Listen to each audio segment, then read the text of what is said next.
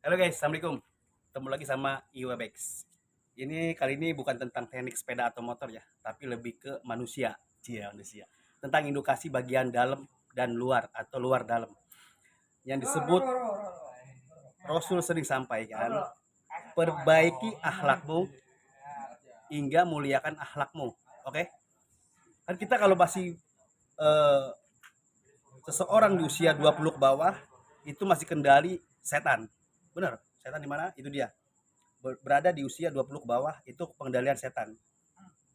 Berantem, melawan orang tua, nyolong, merusak barang orang. Oke? Disuruh kita kaji diri di usia 25 ke atas. Yang Rasul bilang, perbaikin akhlakmu. Oke? Setelah perbaikin akhlak dapat berjalan 10 tahun, 20 tahun, next pack namanya muliakan akhlakmu, bagian dalam, luar dalam. Jadi pemahaman seperti ini saya praktekin ya. Kita harus memperbaiki luar dan dalam. Pertama perbaikin akhlakmu, bagian luar dulu nih. Tapi bagian dalamnya belum. Ya, ini saya baru orang berbalik ke jalan yang dewasa. Oke, ini saya contohin dulu ya, bagian luar dulu nih. Bagian luar seperti apa kita lihat.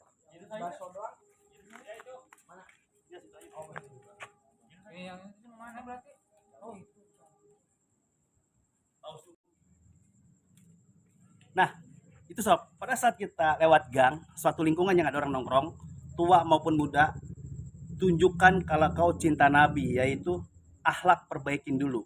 Oke? Jangan sholawatnya doang, tapi dikerjakan, jalani, lakukan, tunjukkan. Tapi harus ikhlas. Pada saat tadi saya lewat satu lingkungan, ada orang nongkrong, saya permisi nih. Kan tunjukin sopan, permisi Pak, Bu, Om.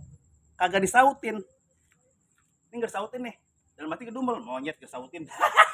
Ya kan berarti belum ikhlas. Betul nggak?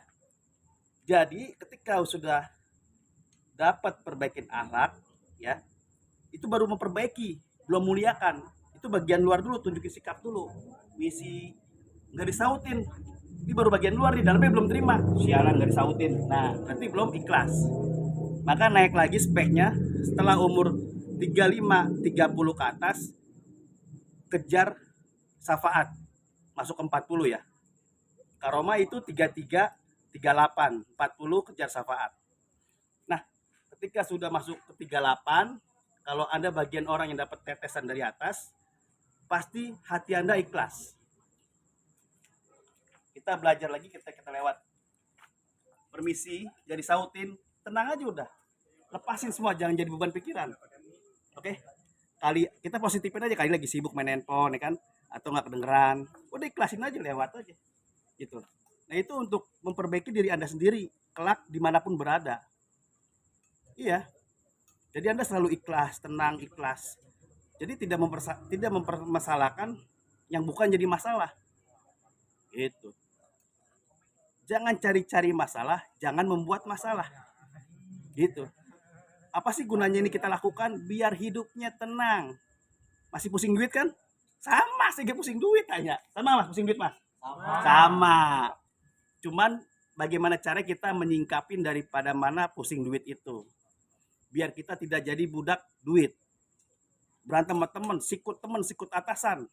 Bisnis bohongin, curi ya banyak lah gitu sob. Jadi bukan gue merasa bener, gue juga masih sama, simpang siur. Lengbet juga, meleng sabet.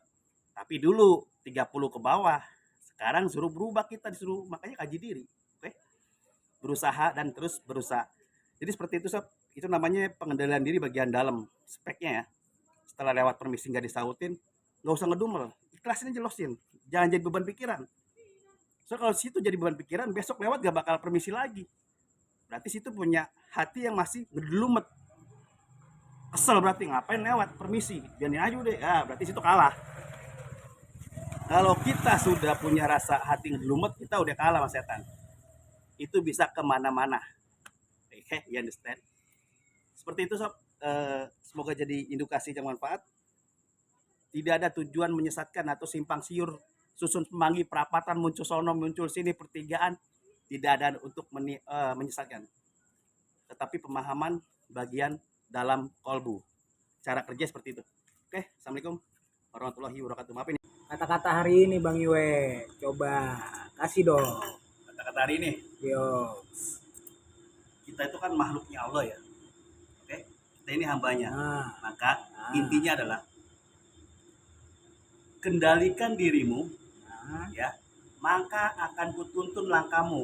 Oke, ini gampang dicerna. Kendalikan dirimu, maka akan kutuntun langkahmu. Kendaliin dulu, buang sifat-sifat setan, sirik, dengki, benci tetangga, benci mertua, benci saudara, ya, buang dulu semua. Itu namanya kendaliin diri. Baru Allah akan memberi sesuatu jalan, dimudahkan jalan, dicari kerjaan, ditemuin, ya. Habis kasih temuin kerjaan, dinikmatin, jangan ngedumel. Oke, itu. Oke, satu. Lanjut kedua poinnya, kenali dirimu, maka engkau akan kenali aku. Itu bertahap. Kendalikan diri, sudah membuang, ya. Lanjut next step, 10 tahun kemudian kenali dirimu, maka kau akan kenali aku. Oke, jati dirimu siapa? Oke, karena ini banyak orang nggak tahu, ya. Azazil saat disuruh menyesatkan manusia, ya, dia bersedih karena dia makhluk Allah paling taat, paling dekat, ya. Tapi ditugasinnya yang menyesatkan umat manusia, ya, di muka bumi. Tapi umat manusia itu makhluk yang dicintain Allah, ya. Sedangkan Azazil itu makhluk yang dekat sama Allah, yang paling taat di surga dia. Paling pintar, cerdas, canggih itu Azazil. Tetapi ditugasinnya saat Azazil ditugaskan untuk menyesatkan umat manusia, Azazil bersedih, ya. Karena taat, dekat sama Allah, dan disuruhnya itu justru berlawan arah, menyesatkan umat manusia, makhluk yang dicintain Allah di surga maupun di bumi. Sedih gak kita? Dekat sama atasan, pribahasa buminya nih, tapi disuruh nembakin masyarakat. Sedangkan tugas intinya menjaga masyarakat, ya. Azazil bersedih dan akhirnya dia menerima juga tugas dari Allah untuk menyesatkan umat manusia. Sedih, tapi dia minta satu permintaan. Ini yang jarang orang pahamin. Azazil meminta kepada Allah, pengikutku lebih banyak daripada antara mereka umat manusia. Ingat sob, lebih banyak, 70-30. Kalau separuh-separuh 50-50. Kalau setengah paruh 60-40. Biasa kalau bisnis ya kan begitu, 60-40. Ini 70-30 sob, lebih banyak soalnya. Itu harus pahamin. Oke, ingat sob, 70-30. Ya, dalam arti Azazil minta yang paling banyak. 70 ikut Azazil, oke. Terbaca dari karakter, sifat, sikap, ucapan atas lisan, pola pikir atas hati. Ciri-cirinya angkuh, keras kepala, mau menang sendiri, nggak mau direndahin, ya, begini, oke, itu udah kelihatan.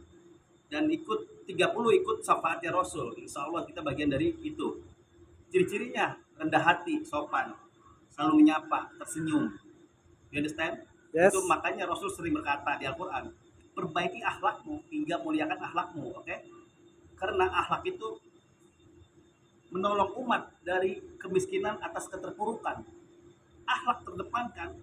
Kita nggak punya ijazah, nggak punya skill, tapi punya ilmu Rasul, akhlak. Oke, saya main ke tempat teman yang bos-bos semua, tapi saya terpuruk, ijazah nggak punya, skill nggak punya, tapi saya pakai ilmu Rasul, sopan nih, ya kan? Bicara sopan. Ada orang butuh karyawan, tapi bagian duit, dia nggak nyari ijazah, tapi nyari orang bener, you understand? Yes. Di situ kita modal ilmunya Rasul, akhlak, sopan.